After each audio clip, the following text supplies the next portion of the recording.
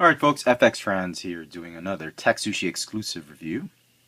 This time we're doing the Transformers Masterpiece MP-13 Soundwave by Takara Tomy. Give you a quick look at the packaging right here. Takara Tomy's black packaging, standard black Masterpiece packaging. It's all in Japanese. I don't read it, unfortunately. Shows you the feature of the character. He comes with a coin, a collectible coin, that comes in a neat envelope, designed to look like Soundwave's alt mode. You've got some trading cards with some specs at the back, and a very helpful instruction booklet. A warning sheet on what not and not to do, what you should do to not break anything on the figure.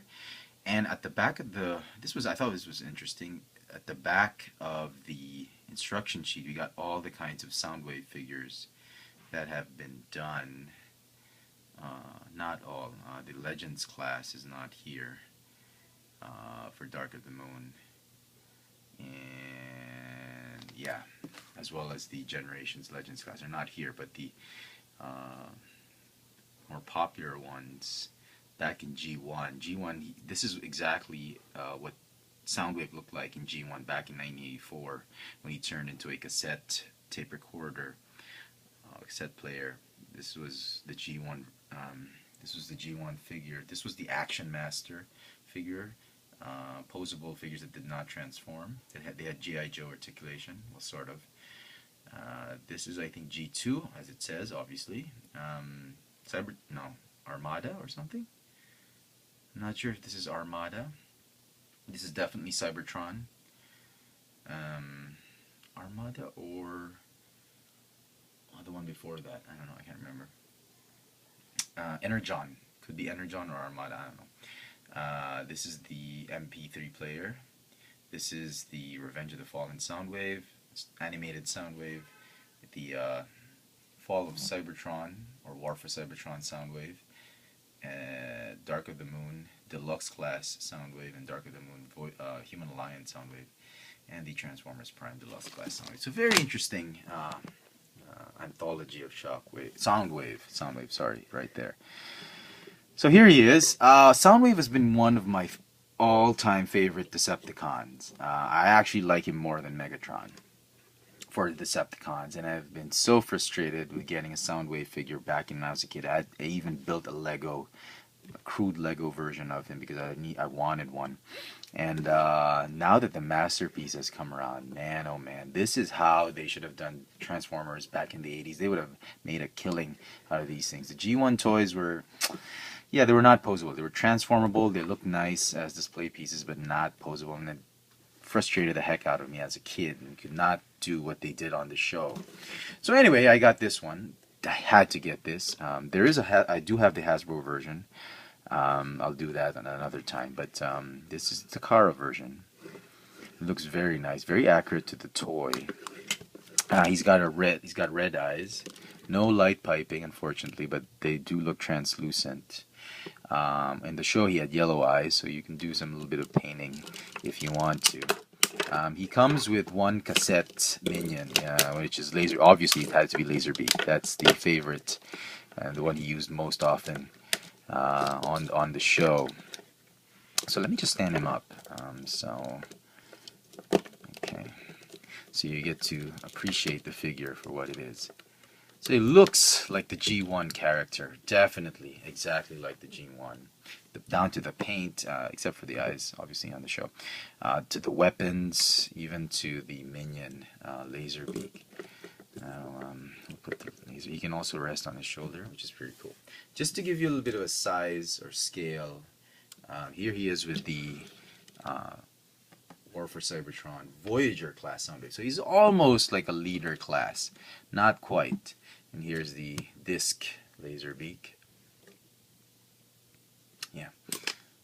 And I'll tell you this, folks. If you have the means to get Masterpiece figures, and you love the scale, this is one figure you should not pass up. Whether it's a Hasbro version, Hasbro version will have all the 5 cassettes. This one will only have 1.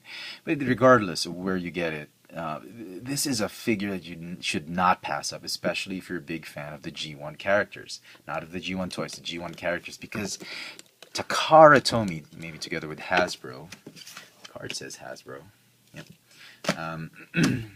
did a wonderful, phenomenal job on this figure. Transformation is a little bit complicated at times, but it works out just right, just fine. The transformation of Laserbeak is amazing. I remember in G1, you had to remove this piece to transform it into cassette tape. Now they've incorporated it. The gun is accurate. The blaster, the shoulder cannon is accurate. The head sculpt is very accurate. Again, as I said, if you want it accurate to the toy, you don't have to paint it. Accurate to the show, you can paint it yellow. The only problems I have with this toy, if at all, and this is nitpicking, there are some pieces that feel cheap, like these chrome pieces. Let me see if I can get more light. Oh, sorry. The chrome pieces on the figure just feel a little bit cheap, if at all. That's it. Everything else is spot on. Okay, let's go to the accessories. He comes with, this thing is not removable. You can fold it up back here if you want it. He comes with his trademark gun that does convert into a battery, dry cell battery. What am I doing? There you go. Okay, which is pretty cool. You can plug it in right here, just like in the old G1 toy. Let's see. Oh, what did I do? There you go. 2 dry cell batteries right there. He comes with a scanner that, I don't know if I can show it to you. Maybe I can. On the show, they tried to be as accurate as possible on the show. So the blaster tried to be accurate on it. Even the sensor, when he was scanning for Energon, they actually included that, which is pretty cool.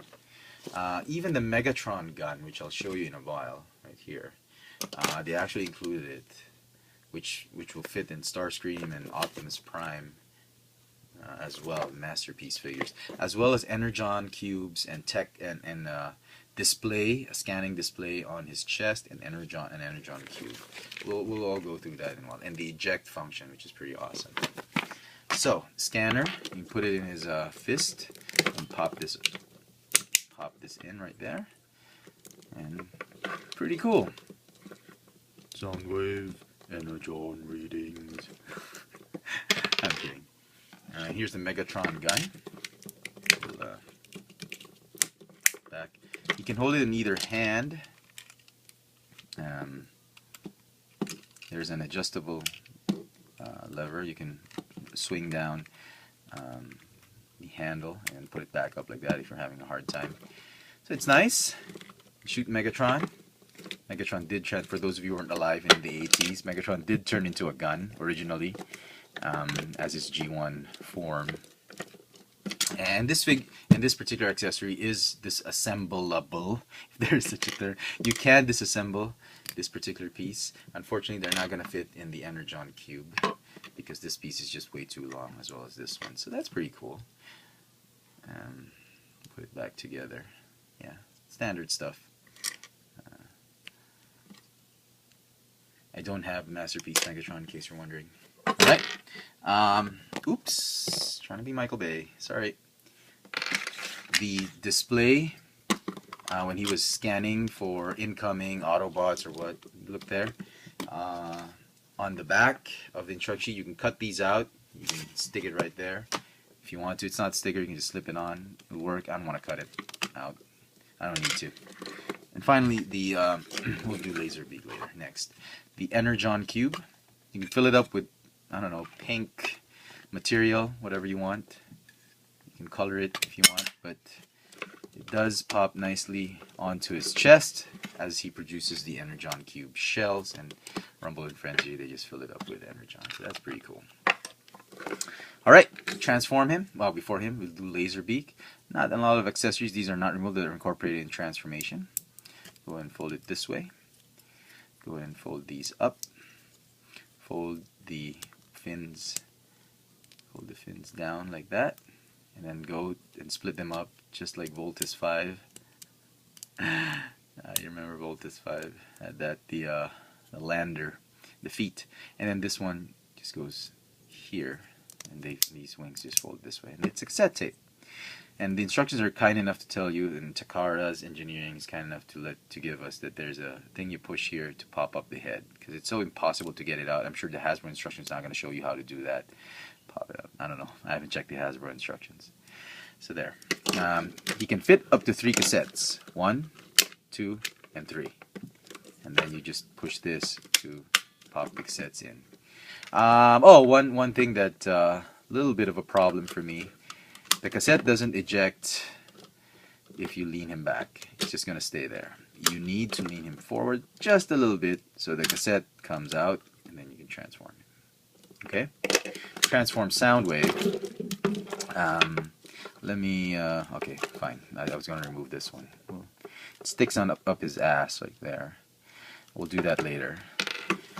Alright, very, very simple if you get the hang of it. It looks complicated in the beginning, but relatively easy once you get the hang of it. Go ahead and fold the head back there.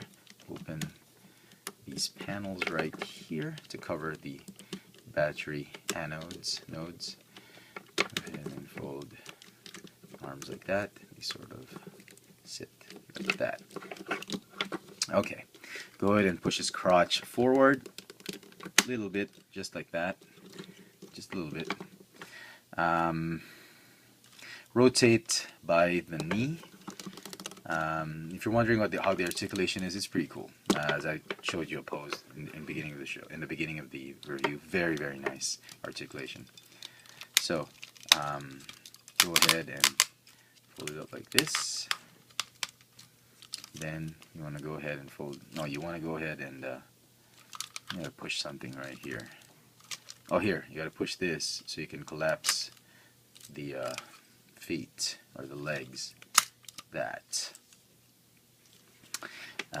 Go ahead and open these up. We can do that later. Go ahead and open these up. Fold the feet. Sorry, fold the feet. Hold the feet like this and like that, and then tap them in. Okay, everybody got that? Go ahead and fold the feet like this, the legs, and then they should sort of tab into that. There's a, if you can see it right there, there's a tab right there, and then go ahead and snap it on like that. These are a little bit tight, you know. You just have to find a way to fold it. Don't force it. You just need to gently fold them, easily like that. Just gently fold them because the clearance is very small. And we do the same on the other side. Go ahead and fold the feet. That. Go ahead and snap it in. And again with the angular folding there. And this one, the crotch piece, go ahead and fold it out like this. Fold out this piece out. Fold these piece out like that. Go ahead and snap it in. And there you have Soundwave in his cassette player, cassette recorder, alt mode, way back in G1. Let's see if I can give you a good look at that. There you go. And again, as I said, you can put laser beak in. Pretty nice. Most cassette players would have the cassette this big compared to this one. A little bit small, it's a little bit big here. He has some moving parts. The hold button does move. He's got a earphone jack, which does not work. I tried inserting an earphone jack there. It doesn't take it. He's got this volume control. It moves slightly up and down. And that's about it. He even has details for his adapter plug. Lots of that don't move, but they're molded in. So very nice. Overall, I would give this figure a 10 out of 10. If I can give it an 11 out of 10, but that's just being biased. With all the accessories, even if you just get one cassette, it comes about, I don't know, about $30 cheaper than the Hasbro version, at least here in Manila. But you don't have the cassettes, and you need to spend another, I don't know, you need to spend another $50, $60 for the pair of cassettes. So 60 for a pair and another $60 for another. It's kind of expensive to get the entire set using Takara. You'd save money if you buy the Hasbro version. But all in all, I mean, if you just need Laserbeak and you like the quality that Takara has, this is the figure you have to get. And I am just so pleased with the way Hasbro's done this, and Takara, the way they've collaborated to make this mold and to bring to fans of the G1 figures. And I'm just very impressed and beside myself.